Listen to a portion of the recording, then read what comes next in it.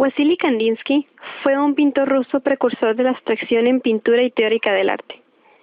Nacido el 4 de diciembre de 1866 en Moscú, dentro de un hogar de clase alta. En el año de 1871, su familia emigró a la ciudad de Odessa, de la cual retornaría en 1886 para estudiar Derecho en Moscú. En 1896 le es ofrecida una cátedra como docente en la Universidad de Dorpat, Estonia, oferta que rechazaría para viajar a Múnich y comenzar sus estudios en el arte. En 1901 da vida al grupo Phalanx, que tomando las características del simbolismo, impresionismo y modernismo, intenta renovar el conservador concepto artístico alemán. Queriendo Kandinsky trasladar esto a las nuevas camadas artísticas, él decide montar una escuela en la cual dictaría clases.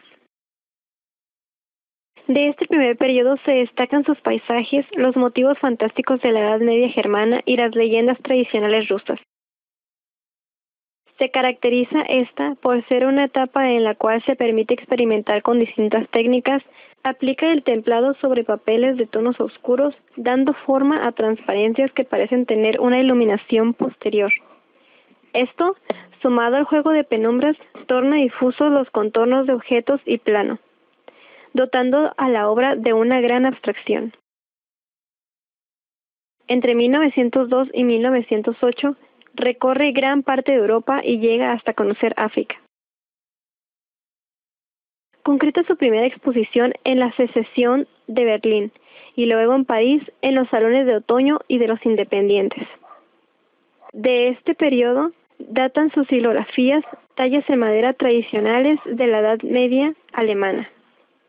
En 1909 crea la nueva Asociación de Artistas de Múnich, de la cual es electo presidente.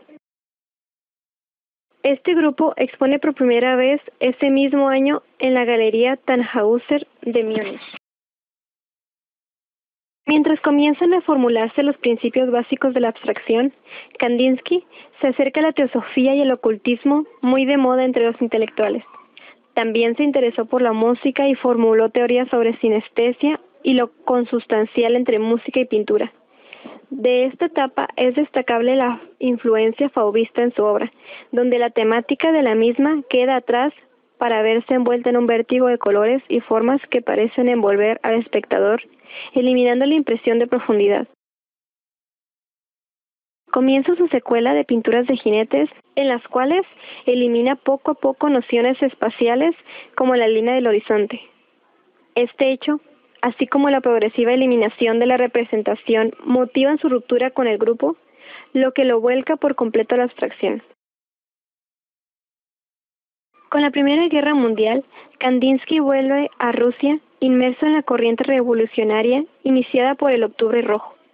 Se desarrolla en un movimiento artístico de vanguardia. Pese a no encontrar una ideología cercana a su romanticismo entre los círculos intelectuales, en manos de constructivistas y suprematistas, asume el cargo de comisariado del pueblo para la educación, que cubre las áreas artísticas y culturales del nuevo Estado soviético. Contribuye enormemente a su desarrollo con la creación de museos y programas que ponen al arte al alcance popular, entre otras cosas. En 1917 contrae matrimonio con su segunda mujer, Nina Andreevsky, que permanecerá con él hasta su muerte. Y en 1921, cansado de la burocracia de los funcionarios soviéticos, decide retornar a Alemania.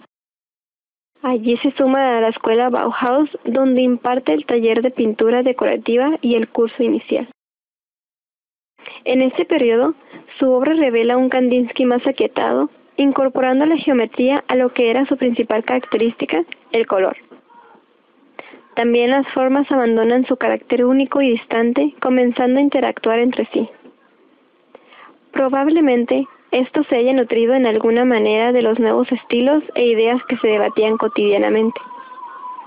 En 1933, proscrito por el ascendente nazismo, que lo incluye en la lista del arte degenerado, abandona Alemania y exilia en París. La escena artística del París al que llega está en manos del surrealismo, y a pesar que intentan sumarlo a esta corriente figuras como Breton, Kandinsky se encierra en sí mismo y solo representaba figuras zoomorfas. Organiza algunas pequeñas exposiciones de la clandestinidad, pero lamentablemente muere con el fin de la guerra sin llegar a obtener el reconocimiento de la crítica, que luego, con el auge de la abstracción, lo consagraría. Wasily Kandinsky muere el 13 de diciembre de 1944 en una comunidad de las afueras de París, Francia.